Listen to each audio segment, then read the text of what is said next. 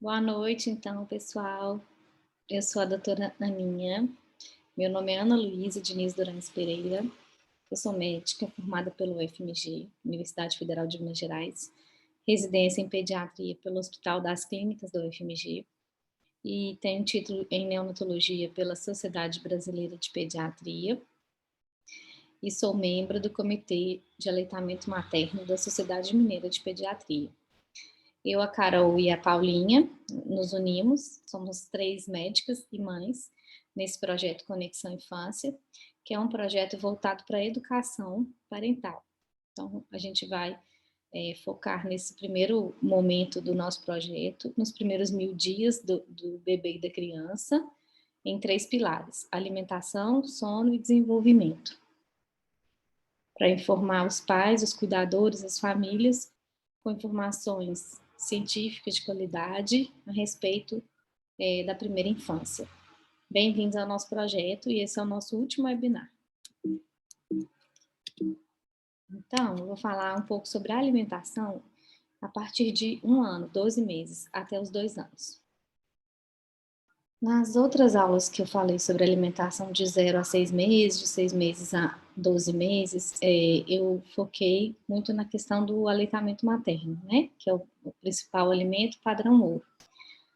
Mas a partir de 1 aninho, o bebê já está comendo bastante coisas.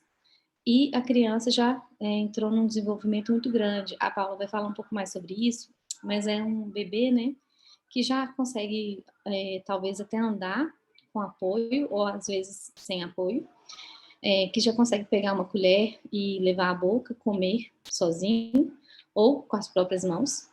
Ele consegue pegar um copinho, segurar com as mãos e beber água. Já tem alguma dentição, o bebê de 1 ano, né? Alguns têm a dentição mais avançada, outros não. E é um bebê que já mostra mais claramente os sinais de fome e saciedade. Então, às vezes já fala algumas palavrinhas, já fala papá, já coloca alguns gestos para expressar a vontade de se alimentar, pega o cuidador, leva para a cozinha, mostra o que quer comer, ou aponta para a comida. E sinais de saciedade, balança a cabeça, quer sair da cadeirinha, sai da mesa, começa a brincar com o alimento, joga fora, tá? Então, a gente tem que ficar atento a esses sinais e nunca, igual eu falei na última aula, forçar o bebê com a alimentação. A gente tem que respeitar esses sinais de saciedade. Então, o que a gente vai oferecer para a criança a partir de 1 aninho? O leite, né? O leite continua sendo um alimento super importante até os 2 anos. E se o bebê está amamentando, ele deve continuar. A Organização Mundial de Saúde, a Sociedade Brasileira de Pediatria, que endossa a OMS, eles orientam o uso do aleitamento materno até 2 anos ou mais. Então, o desmame é feito pela mãe e pelo bebê quando eles querem, tá? Se o bebê não amamenta, ele vai continuar usando o leitinho. Tem algumas trocas de leite, mas ele vai continuar usando o leitinho pelo menos até uns 2 anos. Na aula de 6 meses a 12 meses, eu não comentei sobre os chás, então eu quis trazer isso daqui. Alguns chás, como camomila, erva cidreira, melissa, podem ser ofertados a partir dos 6 meses, sem açúcar ou adoçante ou mel, mas não deve substituir nenhuma refeição. Eu comentei sobre os sucos, né, de frutas, então os sucos a partir de 1 ano, eles já podem ser ofertados. Eu vou comentar em outro slide um pouquinho mais sobre isso. Frutas. Qualquer fruta pode ser oferecida, inclusive umas mais ácidas, frutinhas mais diferentes, não tem nenhuma restrição. Os legumes todos, as folhas, né, verdes escuras, todas as carnes, incluindo aí a partir de 12 meses até frutos do mar, ovos, os cereais, né, arroz, todos os o do grupo da aveia, linhaça, amaranto, podem ser oferecidas, macarrão, as leguminosas, que é o grupo do feijão, os pães, de preferência os pães feitos em casa ou com poucos ingredientes, né? Aquele pão que é água, trigo, um pouquinho de sal, fermento, as castanhas. todas elas, amendoim, pará, caju, lembrando, nozes, que por elas serem muito duras, né? E o amendoim, por exemplo, é muito arredondado, pode ter um risco de engasgo, sufocamento.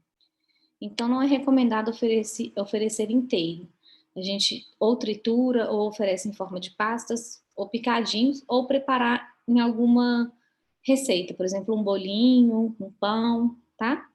E como eu falei, a partir de 12 meses, os frutos do mar. Além dos peixes, né? Camarão, lula, siri, caranguejo já podem ser ofertados. Lembrando que se tem algum histórico de alergia, principalmente parentes de primeiro grau, tem muita cautela com essa oferta de frutos do mar e das castanhas, né? Que são alimentos muito alergênicos.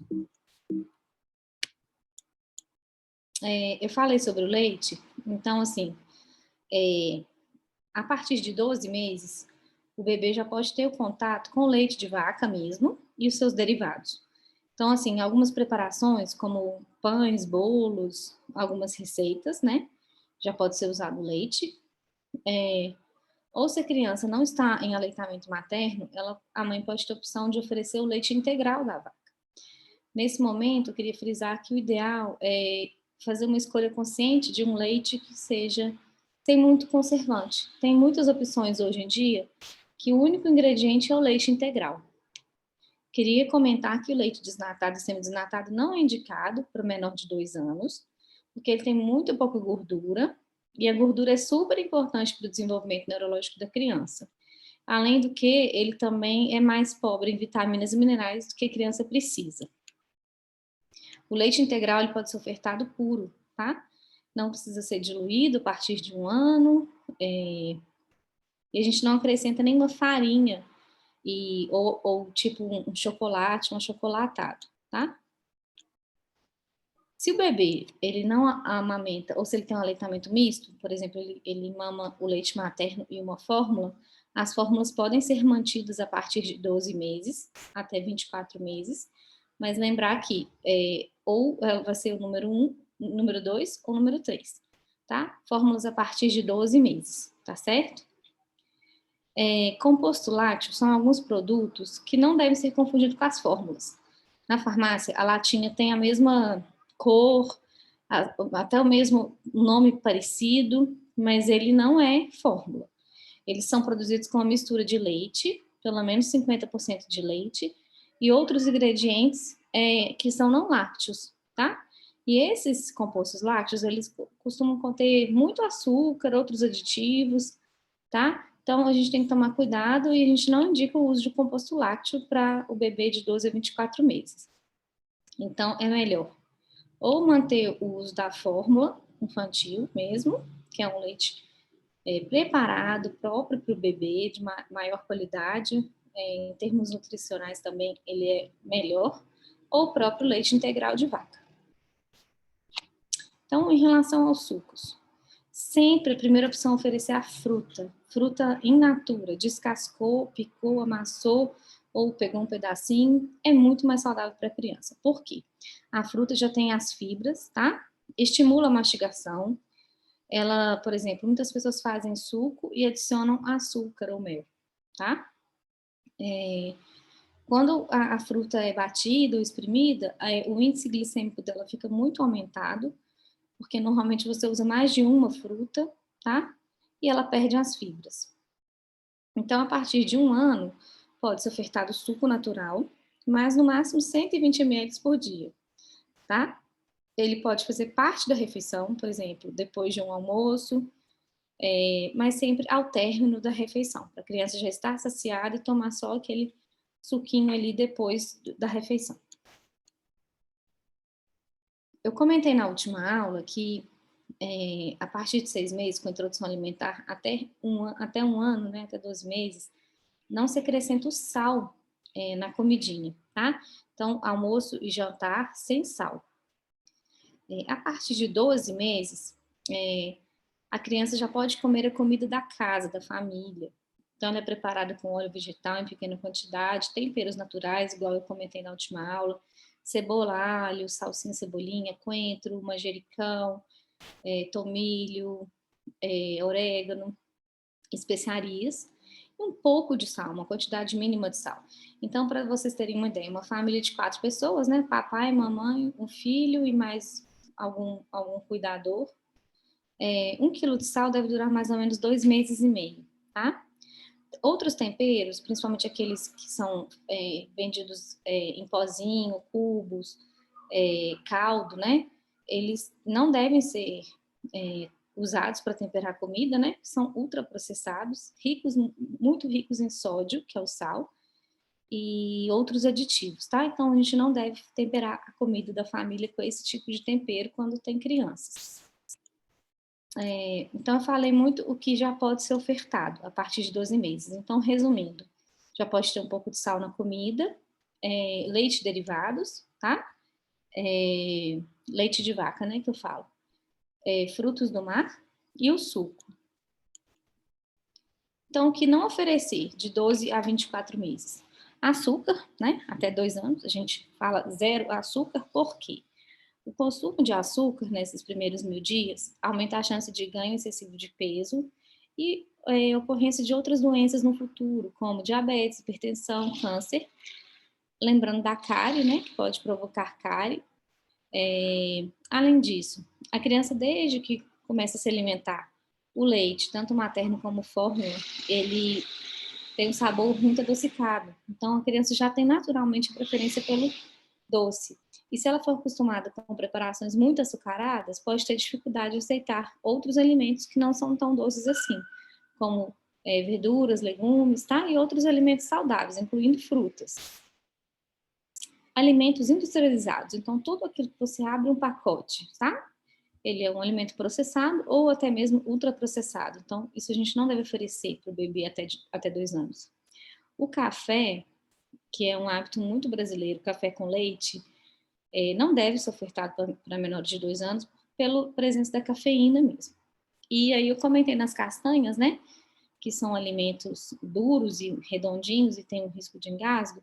Pipoca, que é uma coisa tão comum assim para a infância, também não deve ser ofertada, porque até os 2 anos. A Academia Americana de Pediatria fala até 4 anos não ofertar pipoca, pelo altíssimo risco de engasgo ali com o milho. Então, gente, em relação ao açúcar, o que tem alto teor de açúcar? Contém muito açúcar. Os achocolatados, tá? Refrigerantes, aqueles refrescos em pó, cereais matinais, que é uma coisa muito comum nos Estados Unidos, né?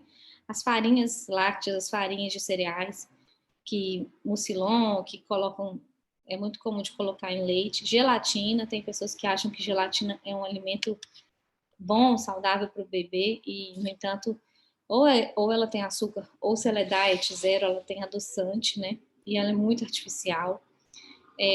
Todas as guloseimas e iogurtes que tem sabor, morango, iogurte tipo petit suisse, leitinho fermentado, né? Isso tem muito açúcar. Outros alimentos que têm alto teor de açúcar, sal, gordura, são aqueles biscoitos mesmo, que a gente acha que são inocentes, às vezes para um bebê de 8 meses, muitas pessoas oferecem. Biscoito Maizena, Maria, creme cracker, rágio sal. E claro que a gente já sabe que os biscoitos recheados, o wafer, eles são riquíssimos em gordura e açúcar. Batatinhas de pacote, aqueles nuggets, macarrão instantâneo tipo miojo. Em relação a pães, né? Falei que a criança já pode comer pão, mas é um pão de padaria, pão de sal.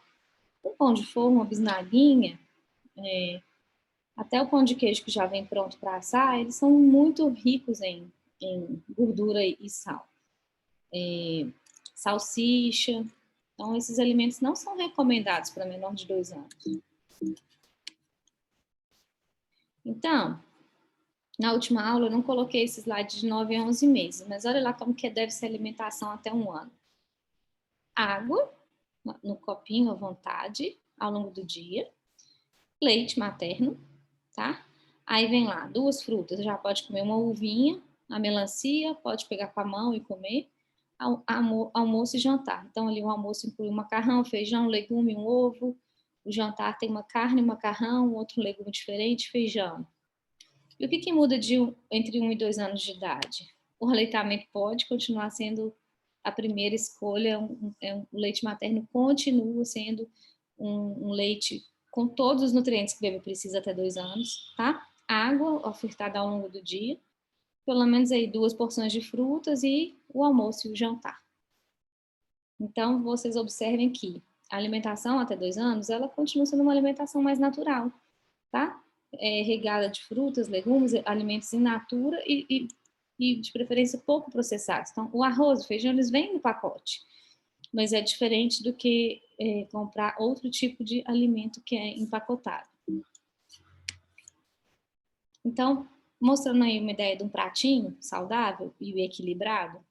Então, tem aí o arroz, tá? Sempre deve ter um alimento do grupo aí dos cereais, tá? Se não for um arroz, pode ser uma batata, batata doce, baroa, inhame, angu, tá? Milho, entre outros. O grupo do feijão, que são as leguminosas, né? No caso, pode ser feijão preto, feijão carioquinha, vermelho, lentilha, ervilha, grão de bico, tá?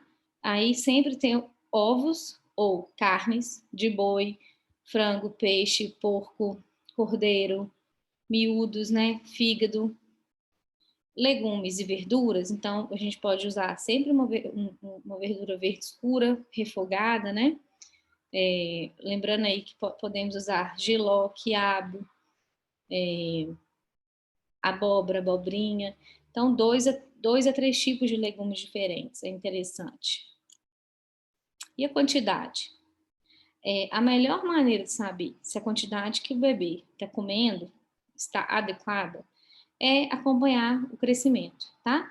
Peso e altura, perímetro cefálico também é importante até os 2 anos, acompanhado por um pediatra, né? E registrados na caderneta da criança.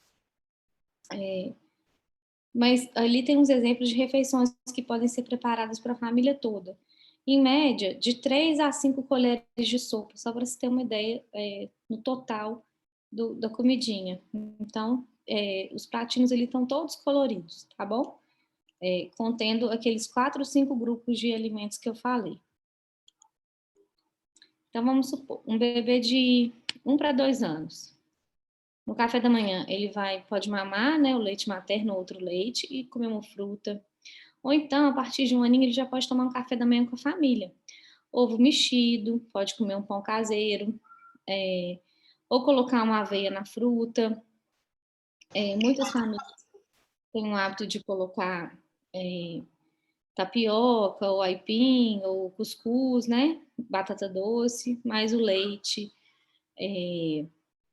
Ou então, pode ser feita uma panqueca com uma fruta, um bolinho, tá? No meio da manhã, um lanchinho, uma fruta, pode também tomar o leite materno, almoço e jantar. Então, igual eu estava falando, um alimento do grupo dos cereais, raízes ou tubérculos, um do grupo do feijão, um ou mais alimentos do grupo dos legumes e verduras e um tipo de carne ou ovo. Depois da refeição, pode ser ofertado um suco ou uma fruta, tá? E igual eu falei, 5 a 6 colheres de sopa no total, tá bom? Só uma referência. À tarde vai ter um lanchinho, que vai ser uma fruta, ou então a criança pode comer um queijinho, um iogurte, um milho, além da fruta, né? E o leite. A janta, né? Que estava ali em cima, e antes de dormir, o leite. A partir de 12 meses, pedaços maiores, pedaços inteiros, com a mesma consistência da comida da família, igual eu falei na última aula. Então, já vira a comida da família, tá? O pratinho a partir de 1 ano de idade. Nada amassado, batido, não tem necessidade. Aí, só para comentar aqui, uma coisa importante, que a Paula vai falar sobre isso, mas a gente não recomenda que a criança de até 2 anos tenha acesso à televisão, celular, tablet. Então, ela não vai ter acesso às telas, né? Por vários motivos. E isso inclui também a questão alimentar. Existem muitas propagandas voltadas aí para o público infantil, que podem estimular, né, esse uso desses alimentos processados e ultramente processados. Além de não usar as telas, o que a gente deve estimular? É uma coisa que estimula muito a alimentação. Contato com o ambiente aberto, como parque, praça, praia, rio, áreas verdes. Então, a parte sensorial da criança vai ser estimulada, promover interação com outras crianças, animais, sons, cheiros, mostrar as frutas, mostrar os alimentos, levar a criança à feira, né, ao sacolão, ao supermercado, sempre sair de casa com a criança alimentada, ou levar um lanchinho saudável para comer durante as compras, mostrar o que está comprando, conversar sobre as regras. Na hora de preparar os alimentos também a gente pode incluir a criança durante esse momento, no momento das refeições. Tentar fazer em família, com ambiente agradável e saudável. Então, para fechar, eu queria só comentar sobre aqui os 12 passos para uma alimentação saudável. Esses 12 passos são passos do Ministério da Saúde aqui, tá? No Brasil. Então, amamentar, leite materno até 2 anos ou mais, e leite materno exclusivo até os 6 meses. Oferecer alimentos in natura ou minimamente processados, além do leite materno a partir de 6 meses. Oferecer água, ao invés de suco, refrigerante e outras bebidas açucaradas. Água à vontade. Comida amassada quando começa a comer outros alimentos, além do leite materno. Ou aquele método que eu falei, BLW Bliss, que já é uns pedaços, mas com cortes apropriados para cada faixa etária. Não oferecer açúcar, nem produtos que tenham açúcar para menores de 2 anos. Não oferecer alimentos ultraprocessados. Eu citei alguns exemplos aqui na aula. 7. Cozinhar a mesma comida para a criança e para a família. Isso faz a família também ter hábitos mais saudáveis. Eu percebi que com a introdução alimentar da minha filha, eu comecei a comer muito mais fruta. Então, eu como de 2 a 3 porções de fruta todos os dias. E isso me fez ficar mais saudável. Zelar para que a hora da refeição, a alimentação da criança, seja um momento de experiência positiva, afeto, aprendizado junto à família. E os sinais de fome e saciedade a gente tem que prestar atenção. Conversar com a criança durante a refeição, evitar o uso de telas durante a refeição. Então, alimentar uma criança vendo um celular ou um tablet para conseguir fazer isso mais rápido, fazer com que ela coma a quantidade que a gente quer, não é um hábito saudável. Cuidar da higiene, de todas as etapas da alimentação da criança e da família. Então, sempre lavar as mãos antes de preparar os alimentos, lavar bem os alimentos, né, para poder oferecer. Fora de casa, nos momentos fora de rotina, também cuidar para oferecer alimentação adequada, né? E proteger a criança contra essa publicidade dos alimentos que eu falei. Então, a gente tem que ficar vigilante aí com as telas, né? Principalmente nos menores de 2 anos, que não tem aquele julgamento todo, tá? E aí, para finalizar, eu queria comentar mais uma vez sobre o nosso grupo de mentoria individual, que a gente provavelmente vai começar aí no mês de fevereiro. E nesse grupo, as famílias podem perguntar para a gente tudo o que quiser sobre o seu bebê, né?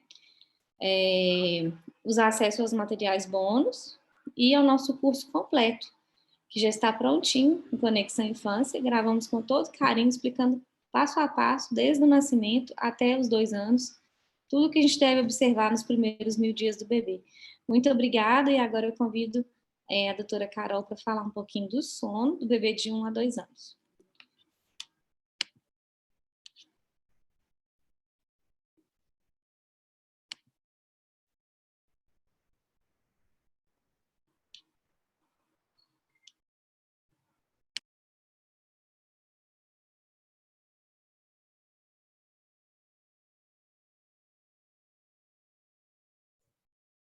Carolzinha.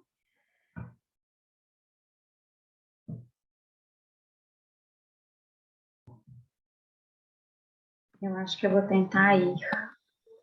Problema falha aqui, mas vamos lá.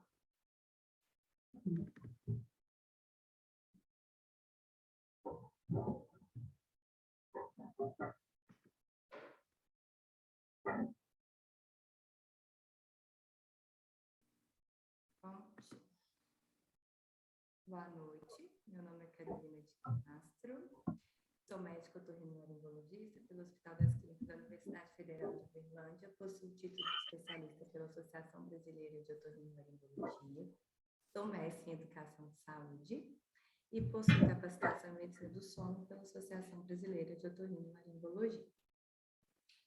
Então, vamos lá. O que esperar do sono do bebê do 1º ao 2º ano de vida? Nessa fase, nós já temos um sono noturno bem consolidado. A maioria das crianças já fazem tranquilamente de 10 a 12 horas de sono noturno para a alegria dos pais. E uma dica que eu vim aqui dar é com relação aos cochilos, né? De forma que a gente faça esses cochilos sem que atrapalhe o sono noturno, né?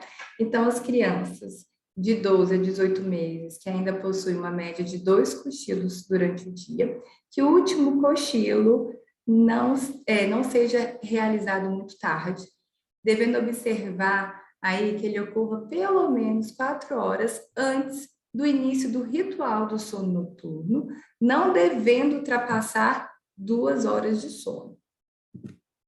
Já os bebês de 18 meses a 2 anos, que já tem uma necessidade, né, de sono diminuída, né, por causa do neurodesenvolvimento, geralmente já realizam um cochilo por dia. Esse cochilo deve ser organizado de forma que ocorra pelo menos 6 horas antes do ritual do sono noturno, não devendo ultrapassar 2 horas de sono.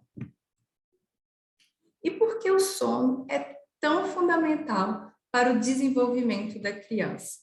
Né? Eu quis trazer isso daqui porque eu acho fundamental entender o processo do sono e as implicações dele na saúde da criança, né? O sono é um processo complexo, onde ocorre intensa atividade fisiológica e funcional. Vou dar só alguns exemplos aqui para vocês terem ideia dessa dimensão.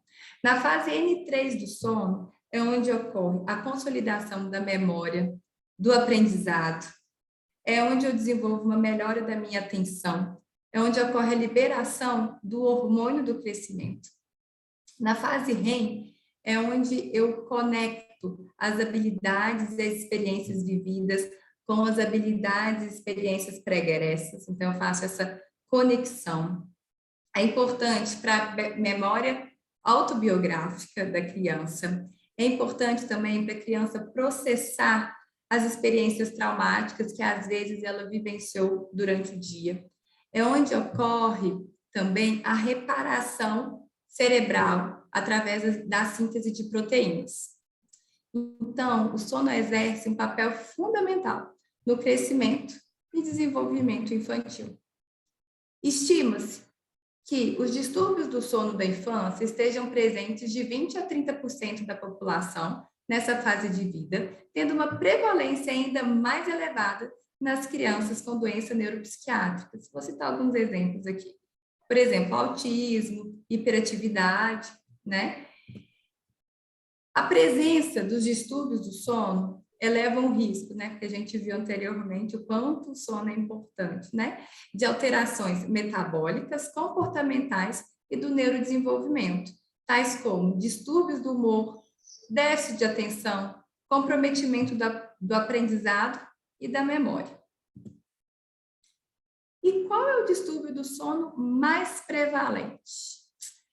É também o distúrbio mais temido pelos pais, né? Que é a insônia, podendo ocorrer em até 30% dessas crianças, sendo considerada crônica quando ocorre pelo menos 3 vezes na semana, por um período superior a 3 meses. E o que é insônia? A insônia é definida como dificuldade de início ou manutenção do sono, despertar mais cedo do que o desejado, resistência para o início do sono ou dificuldade em iniciar o sono sem intervenção dos pais ou dos cuidadores em ambiente adequado para dormir. E quais as principais causas de insônia até os 2 anos de idade? O primeiro são, na verdade, as associações inadequadas para o início do sono, também conhecidas como associações negativas do sono, que é quando a criança tem a necessidade da intervenção externa do cuidador para iniciar o processo do sono ou retomar o processo do sono após os despertares noturnos.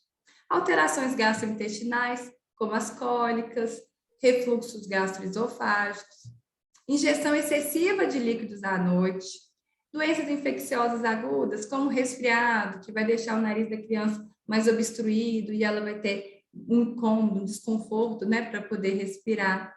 Doenças crônicas, igual foram dito anteriormente, as principais são as neurológicas e as psiquiátricas, né? E qual a importância dos cuidadores nesse processo? Eu digo que é extremamente importante a consciência do cuidador nesse processo, porque é ele que propicia o ambiente adequado para a criança dormir, é ele que deve ir fortalecendo, desde pequenininho, a autonomia desse bebê, evitando as intervenções externas, para que essa criança vá adquirindo, ao longo do seu desenvolvimento, a capacidade de se acalmar, de se ninar e de adormecer sozinho. É o cuidador também que auxilia nos processos de sono, de acordo com cada faixa etária do neurodesenvolvimento da criança, né? Então, vou citar aqui novamente, de forma bem breve e resumida, né? De 0 a 3 meses, o cuidador deve fortalecer a questão do ciclo circadiano. De 3 a 6, deve estabelecer uma rotina durante o dia, com horário para dormir, horário para acordar. A criança precisa dessa previsibilidade.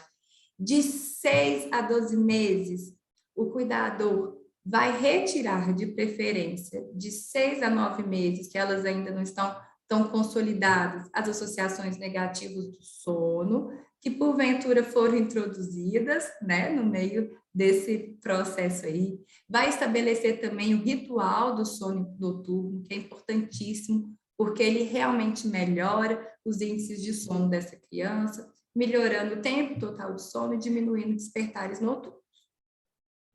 E é muito importante também eu alinhar as expectativas desse cuidador com o que ele realmente pode esperar de acordo com o neurodesenvolvimento desse bebê. A gente vê aí muitas propagandas falsas, né? Dizendo que a criança já nasce dormindo 12 horas de sono noturno. E aí, quando os cuidadores se deparam com a situação real, aumenta o desespero, as inseguranças e a ansiedade, né? E a criança sente as nossas ansiedades. É impressionante, a gente realmente transmite isso para elas. E é isso que eu gostaria de deixar para vocês, né? Aqui nessa aulinha especial, a importância do sono e a importância, sim, dos cuidadores como facilitadores desse processo do sono dos nossos bebês. Gostaria de fazer também um convite para vocês, que tiver interesse, a nossa mentoria, né, que é um contato bem próximo da gente, com videoconferência para poder tirar dúvidas e esclarecer eventuais problemas, além do nosso curso, né, que foi gravado com muito carinho. Muito obrigada pela atenção.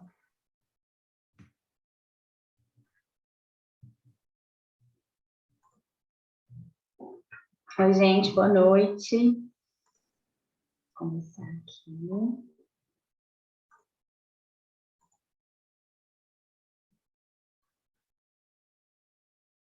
Ixi.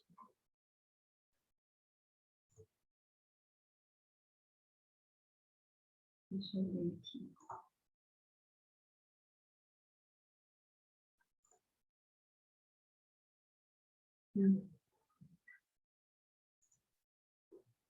Marco, você pode compartilhar para mim, por favor? Eu acho que não deu certo. A Paulinha está compartilhando, é só abrir a tela, dar um duplo clique que tá, deu certo.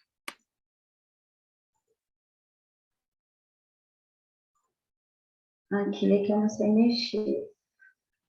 Pode clicar em agora não e depois pode apresentar. Agora não. É que está aparecendo essa mensagem, não? Ah, isso mesmo. Isso. Agora.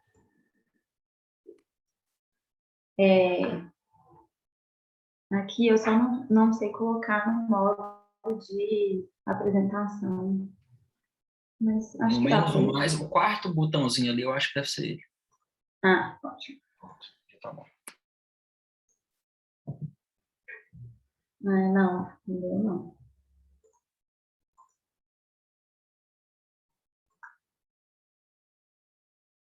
Bom, eu vou tentar ir assim mesmo. Então, meu nome é Paula, eu sou a neuropediatra aqui do grupo do Conexão Infância. Eu me formei médica pela UFMG e pediatra pelo Hospital das Clínicas, também da UFMG. Fiz neuropediatria no Hospital Pequeno Príncipe, em Curitiba. Sou especialista em estudo de movimento na infância e tenho uma atuação importante em neonatologia, no meu dia a dia, e no bebê de risco. A gente vai falar, né, nessa aula de hoje sobre o bebê de 1 a 2 anos, né, como as meninas já colocaram aí da parte delas. Então, esse é o segundo ano de vida do bebê, né? Nesse segundo ano acontecem grandes marcos de linguagem, marcos motores, motores grosseiros, motores finos, e principalmente de cognição, né? Igual eu coloco aqui no último item. Nesse segundo ano de vida, acontece uma amplificação da capacidade intelectual, muitas sinapses já foram formadas, e aí agora a gente começa a colocar, né, em prática todo o aumento cerebral que a gente teve, né, que foi muito expressivo no primeiro ano de vida. Tem o refinamento das habilidades já adquiridas, né, das motoras, das de linguagem, das de comunicação, e uma coisa muito importante é que ao completar 2 anos, né, finalizam ali os primeiros 1000 dias de vida do bebê. Aqui nós temos, né, nossos materiais para acompanhamento, né? Então, checklist enxoval completo, que a gente já está disponibilizando gratuitamente no nosso Instagram, né? E o nosso e-book completo, com várias informações sobre alimentação nos primeiros 2 anos de vida, medicina do sono, sobre o neurodesenvolvimento, né? E lá a gente coloca muitas informações importantes para vocês irem acompanhando, assim, da minha parte, os itens, né, que a gente conversou durante essas 2 aulas e hoje, nessa terceira aula, sobre o desenvolvimento do bebê, o que esperar e os sinais de alerta para o atraso no desenvolvimento. Então, vamos começar de um dos 4 principais pilares, né, do desenvolvimento da criança, que é o pilar social emocional. Primeiro, vou falar do bebê de 1 ano a 1 ano e meio, e depois do bebê de 1 ano e meio a 2 anos. Então, o bebê de 1 ano a 1 ano e meio, ele gosta de dar coisas aos outros como forma de brincadeira. Pode ter ataques de birra já nessa fase, mas não é tão comum. Mostra afeto para as pessoas com quem ele está mais familiarizado. O pai, a mãe, o cuidador principal, né? Brinca de faz de conta simples, como alimentar uma boneca. Por que eu coloquei isso de vermelho? Porque isso é um ganho neurológico muito importante nessa faixa etária, um ganho social, um ganho emocional muito, muito importante, que é o faz de conta. Eles começam a entender esse faz de conta nessa faixa etária, e isso é importantíssimo. Ele aponta para mostrar às outras pessoas algo interessante e explora o ambiente sozinho, mas sempre tem um dos pais por perto ali, ele fica de olho, né, onde que estão os cuidadores. Já o bebê de 18 a 24 meses, ele já passou por tudo isso, e agora ele imita os outros, especialmente adultos, crianças mais velhas, com facilidade. Ele fica empolgado quando está com outras crianças, então ele chega ali, ele se socializa, né, com outras crianças e fica feliz, aparentemente, com isso.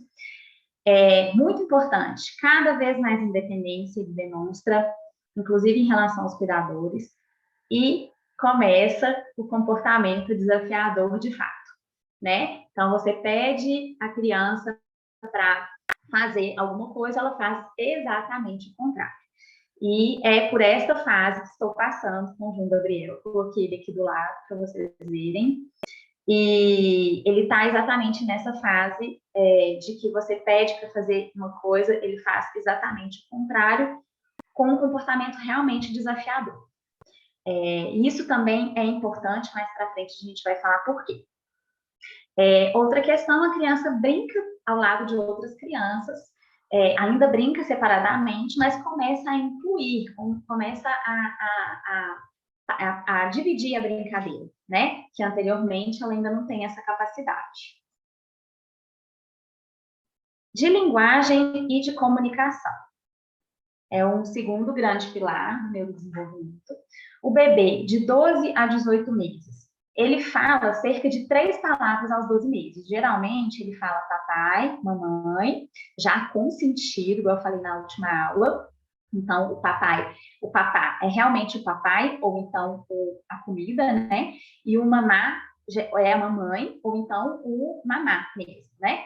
E alguma outra palavra, tipo água, ou vovó, ou bola, ou cachorro, ou o nome de alguém da família. Então, em torno de 3 palavras com sentido, ela fala. Não vale aqueles bebês que falam a mesma palavra para tudo, e aí isso não vale como 3 palavras diferentes. Ele pode chegar ao mínimo de 10 palavras simples aos 18 meses. Na verdade, deve ser muito mais. O mínimo, né, são 10. Ele diz não, já balançando a cabeça, isso ele aprendeu, né, por volta de 1 ano, então, de 12 a 18 meses, isso já está consolidado, e aponta para mostrar alguém o que ele quer. Essas coisas que eu coloquei em vermelho é realmente para chamar a atenção, devido à sua importância para o neurodesenvolvimento. Já o bebê de 18 a 24 meses, ele já conhece os nomes das pessoas familiares, partes do corpo, eles sabem falar, né, quem é quem, e lembra das pessoas, às vezes mesmo um dia que não viu essa pessoa, ele lembra, fala o nome delas. Com 18 a 24 meses, olha como já ocorre um salto importante, assim, da linguagem, da comunicação em termos de vocabulário, né, de repertório. O bebê já formula frases com 2 a 4 palavras. Então, realmente, esse é o normal, é o esperado para essa faixa etária. Final de 24 meses, o bebê está falando frases de 4 palavras. Não precisa ser uma dicção perfeita, né? Mas pessoas que não são do convívio desse bebê precisam entender o que ele está falando, né? Porque é uma comunicação efetiva. O bebê já segue instruções simples, né, nessa idade, e repete palavras que ouviu em uma conversa. Às vezes ele repete em uma outra circunstância. Sobre a cognição, que é um outro grande pilar do neurodesenvolvimento, que é a inteligência, né? Então, o bebê de 12 a 18 meses, ele sabe para que servem as coisas comuns do dia a dia, um telefone, uma escova, uma colher, né? Ele aponta para conseguir a atenção de outras pessoas, ele mostra interesse em uma boneca, um animal de pelúcia, fingindo alimentá-lo, cuidar, fazer dormir. Se você fala a parte do corpo, né, nariz, ele sabe apontar, né, as partes do corpo, acha com facilidade objetos escondidos e consegue seguir comandos verbais de um passo sem gesto. Então, se você só falar assim, senta, ele consegue sentar. Ou então, se você pedir um objeto, ou se você falar assim, coloca a mão no seu olho, ele vai saber fazer isso com essa idade. De 18 a 24 meses, então, o bebê já dá um passo adiante, né? Ele consegue encontrar objetos, mesmo quando estão muito escondidos, já consegue separar formas e cores, já sabe, né? Qual cor é qual forma é qual. Brinca de brincadeira simples de faz de conta, então sabe brincar de casinha, sabe brincar de fazer comidinha, né? Já tem esse repertório. Constrói torres de 4 ou mais blocos, consegue empilhar. E aí começa já uma lateralização, pode usar uma mão mais do que a outra. E aí a gente já começa a perceber se a criança tem uma tendência maior a ser destra, né? Ou canhota. Segue instruções já de 2 passos ou mais, como pegue seus sapatos e coloque-os no armário. E sabe nomear itens em livros de imagens, como os animais ou os alimentos, né? Aqui eu coloquei o João brincando com quebra-cabeça. Ele sabe nomear todos os animais que estão aqui. E ele já mostra uma preferência para usar a mão direita para as principais atividades. Do ponto de vista físico e motor, o bebê de 12 a 18 meses, ele já anda sozinho, então ele precisa realmente andar totalmente sem apoio com 15 meses, né? Então, no meio disso aí, já pode conseguir subir degraus, correr. Enquanto ele anda, puxa brinquedo, então é a época que a criança gosta, né? Daqueles trenzinhos, caminhões que tem uma cordinha. Já ajuda a se despir, bebe de um copo, como a Aninha disse, e come com uma colher. O bebê de 18 a 24 meses, ele já fica na ponta do pé, às vezes pode acontecer antes, né? Já conseguir ficar na ponta do pé, às vezes para alcançar algum objeto que está mais distante. Ele chuta uma bola com facilidade, já começa a correr nessa idade, a criança já tem que estar andando plenamente, né? Já começa a correr, escala e desce de móveis sem ajuda, sobe e desce escada se segurando, arremessa uma bola com as mãos, às vezes com uma mão, eles já conseguem também, desenha ou copia linhas retas e círculos. Depois de falar, então, dos marcos do desenvolvimento nessa faixa etária, eu vou falar aqui dos sinais de alerta, né, para o atraso no desenvolvimento do bebê de 12 a 18 meses. Então, 12 a 18 meses, o bebê ainda não consegue engatinhar. Não anda sem apoio até os 15 meses. Então, assim, até os 15 meses ele tem que realmente andar sem apoio para não ser considerado atraso. Uma criança que não fala palavras simples, né, com sentido, como papai ou mamãe, até os 18 meses. E uma criança que não imita, não aponta. Uma criança que não reconhece o seu nome, que não conhece o nome das pessoas com quem convive mais.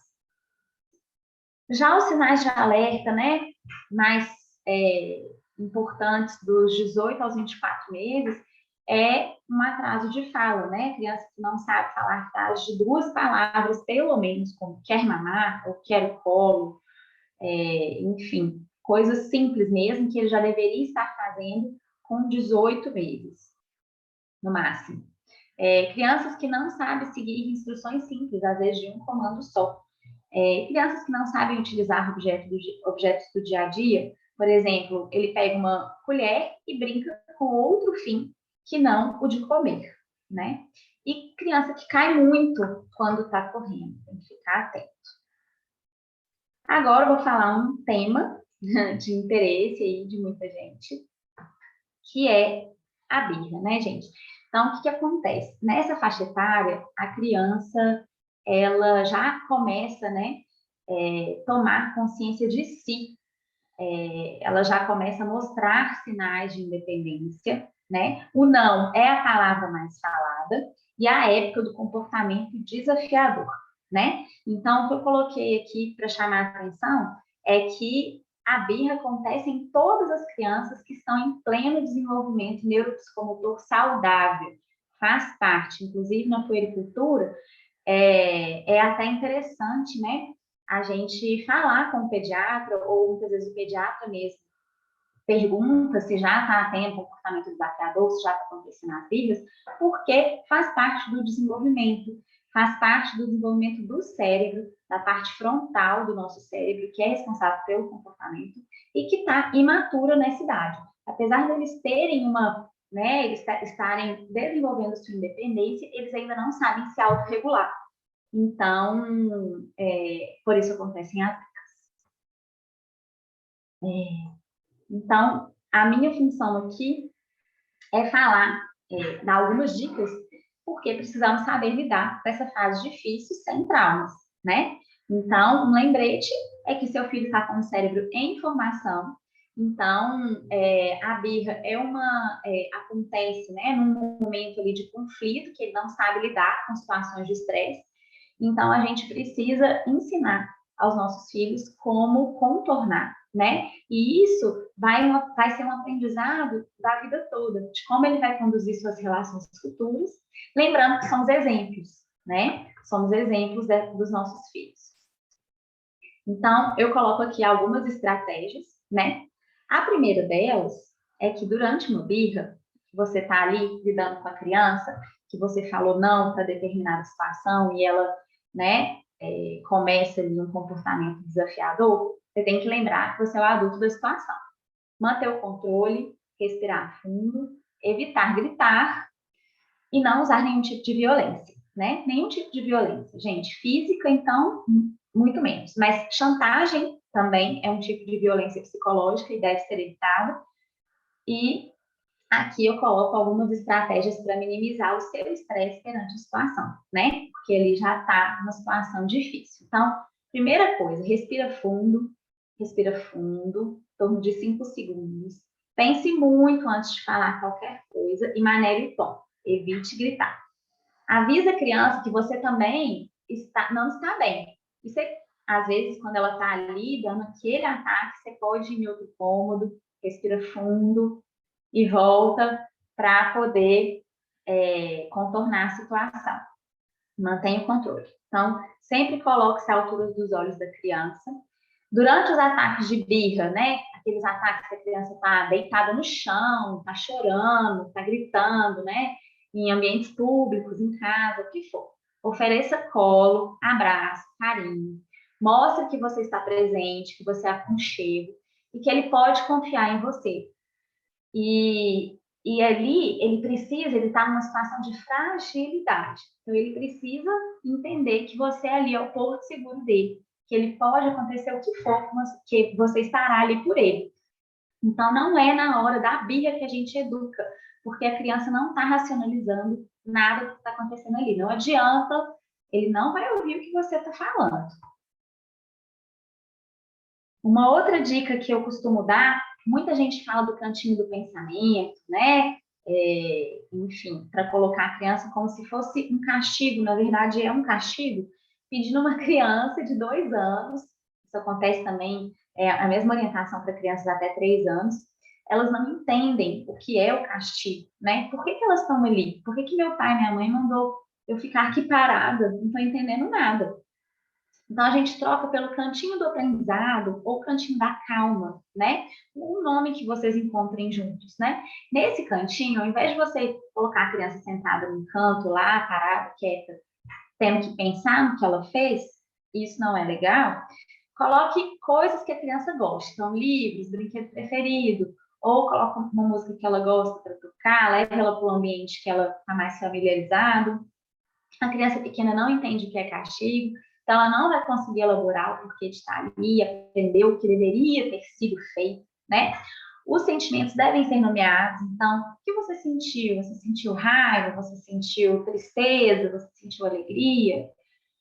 Tudo que for acontecendo, sempre, né, independente do seu momento da vida, a gente deve sempre ensinar as crianças a nomearem os sentimentos, mas durante a birra também, porque são sentimentos ruins, digamos assim, né? Então, sentimentos de raiva, de ódio, de mágoa, eles também devem ser nomeados.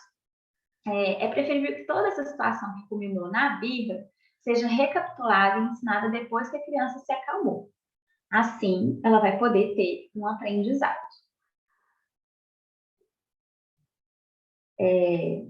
Eu falei um pouquinho dessas dicas, mas a gente tem mais dicas no e-book.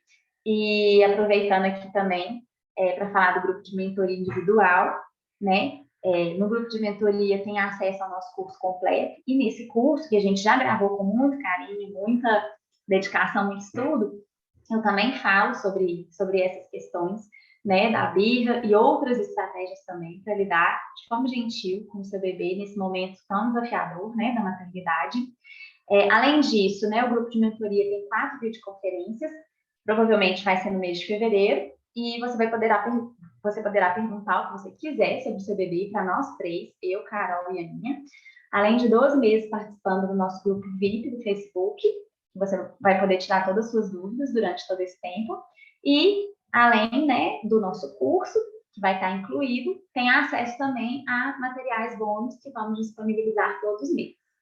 Eu agradeço a participação de todos, espero que vocês tenham aproveitado, gostado, estamos à disposição. Boa noite.